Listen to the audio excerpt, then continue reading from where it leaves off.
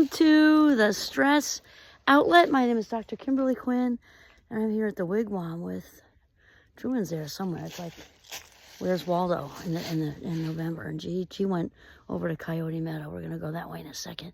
Anyway, so we've been talking about, that we did talked about all the gaslighting thing and not taking it personally and all that, which rolls into our theme. I was answering one of the Stress Outlet fans because I try very hard to keep up with that and answer all of you when you have a really good question, and any question.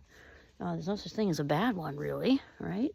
Anyway, so we did that, and trust me, I get it, because as you know, I grew up with a lot of toxicity in the home. So not taking it personally, very important. And that rolls into, what we can control and what we can't. We can control if we take something personally or not, no matter what's going on out here. So I was also inspired by Tony Robbins today. Come on, Truman, come on. So here's the thing. Each and every day when we wake up, all we can control is what's in here and what's in here. We control the mind and we control the heart. And that's it. That's it. Because it comes down to, we don't really experience, and we talked a little bit about this before, we don't really experience or feel even what's going on in life. We feel the meaning we apply to life. And that's here and that's here. And so we do have way more control than we think we do.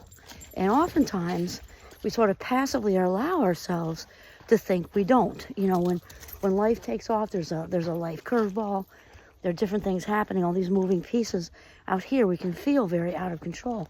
And that's because we are focusing on what we can't control instead of what we can. So it's a skill set, really, to be able to learn to stay in the eye of the storm, because all that suffering, all that, all those tense feelings, all the fear, is because we've placed our focus on those thoughts. And it sounds like, oh, this is so easy to say and not so easy to do.